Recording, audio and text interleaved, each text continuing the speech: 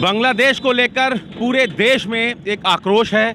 जिस तरीके की हिंसात्मक तस्वीरें वहां से आ रही हैं, उसको लेकर देश भर में प्रोटेस्ट हो रहा है।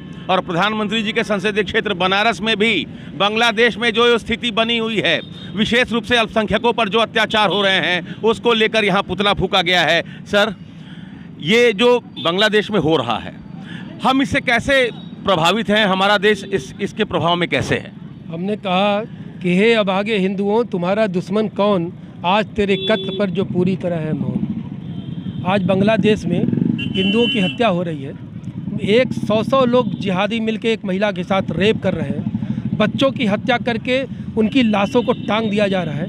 हिंदुओं की हत्या करके उनकी लाशों को सड़क पर प्रदर्शित किया जा रहा है। मंदिरों पर हमले हो रहे हैं। कहाँ गए मानवाधिकार संगठन वाले? और कहाँ गए ये कांग्रेस के नेता जो गाजा पर हमला हुआ था तो छाती पीट रहे थे और जय फिलिस्तीन के नारे लगा रहे थे? वो तो कह रहे हैं, सलमान खुर्शीद तो कह रहे हैं कि यहाँ भी तख्ता पलट हो सकता है। सलमान खुर्शीद की बाप का दम नहीं है। मैं चुनौती देके कहता हूँ सलमान खुर्शीद को, ये जिहादियों का देश नहीं है। वो बांग्लादेशी जिहादी अपने ही देश के प्रधानमंत्री का अंतःवस्त्र उछाल करके इज्जत तार तार कर रहा है। हमारे देश के लोग अपने माँ बहनों की इज्जत बचाने के लिए जान देना जानते हैं। सलमान खुर्शीद के बाप का तख्त नहीं है जो उसको पलट दें। और जिहादी अगर तख्त पलटने के लिए पलटेंगे, अगर सड़क पर उतरेंगे तो हम शहरी भी उतरेगा। हम आप शहरी हैं, हिंदू मुसलमान साथ में हैं। हम जवाब देने के लिए तैयार हैं इनका, और जिहादियों का मुकाबला करेंगे। यहाँ पर बहन बेटियों की इज्जत के साथ खिलवाड़ नहीं होता है। अंतःवस्त्र उछाले नहीं जाते हैं। यहाँ पर बहन बेटियों के लिए जान दी जाती है। इसलिए सलमान खुर्शीद का मुकाबला करने के लिए और वैसे जैसे जिहादियों का मुकाबला करने के लिए आज हम सड़क पर उतरे हैं और महिलाएं भी सड़क पर उतरी। जी, आपका शुभ नाम सर? अब्दुल रहमान।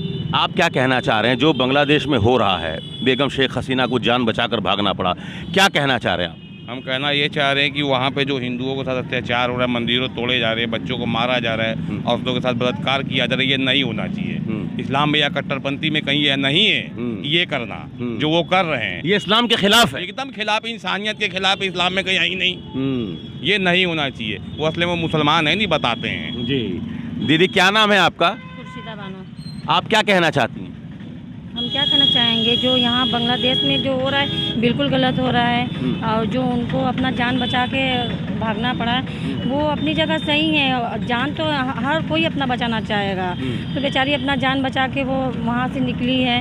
और जो वहाँ गलत हो रहा है, चाहे हिंदू है चाहे देखिए मुसलमान है, सब अपने हैं, सब खून एक है, सब एक है। तो हम चाहते हैं कि उनके साथ जो न्याय हो रहा है वो गलत हो रहा है। इस्लाम तो खुद शांति का पाठ पढ़ाता है, तो ये इस्लाम ऐसा कहता है क्या जैसा वो कर रहे हैं? नहीं नहीं, हमारा इस्लाम तो मोहब्बत का पैगाम है। हाँ। हमारा इस्लाम ही मोहब्बत का पैगाम है। तो हमारा इस्लाम में ये है ही नहीं है, ये सख्त गुनाह है। गुनाह है ये।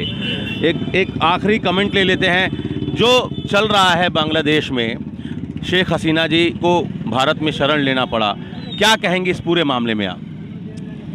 ये आरक्षण से शुरू हुआ मामला था और 21 जुलाई को इसका फैसला आ चुका था। उसके बावजूद भी इसको ये पूरी प्लानिंग के तहत हिंदुओं के विरोध में, भारत के विरोध में ये आंदोलन चलाया जा रहा है। बांग्लादेश की जो ज़मीन है उसका इस्तेमाल करके जो विदेशी ताकतें हैं, पाकिस्तान और चाइना, इनका हाथ है। और वहाँ की महिलाओं के साथ जिस तरह से अत्याचार हो रहा है, जिस तरह से बलात्कार हो रहा है, जब वहाँ पे प्रधानमंत्री सुरक्षित नहीं है तो देश की कोई भी महिला कैसे सुरक्षित हो सकती है? और दुनिया की सभी महिलाओं के साथ इस तरह का अपमानजनक व्यवहार बांग्लादेश के भूमि से हो रहा है। यूएनओ शांत है, कोई भी नहीं बोल रहा है। जितने भी सेकुलर पार्टी के लोग हैं, जितने भी अपने को शांति का दूत बताते हैं, वो क्यों नहीं बोल रहे हैं? उनको जी तो सब चुप हैं। बगल में आग लगी हुई हो तो आप बहुत ज़्यादा देर तक शांत नहीं रह सकते हैं, क्योंकि आपका घर भी उसकी चपेट में आएगा। बांग्लादेश में जो कुछ हो रहा है, आप उसको बांग्लादेश का अंदरूनी मसला बताकर चुप नहीं बैठ सकते, क्योंकि बगल में आप हैं और आपके खिलाफ बांग्लादेश की ज़मीन का इस्तेमाल पहले भी किया जाता रहा है और इस बार भी वैसा ही कुछ माहौल बनाने की कोशिश है।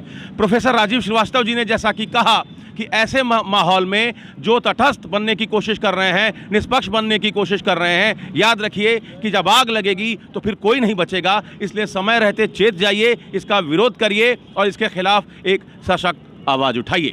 Amit Singh, TV9 UP, Varanasi.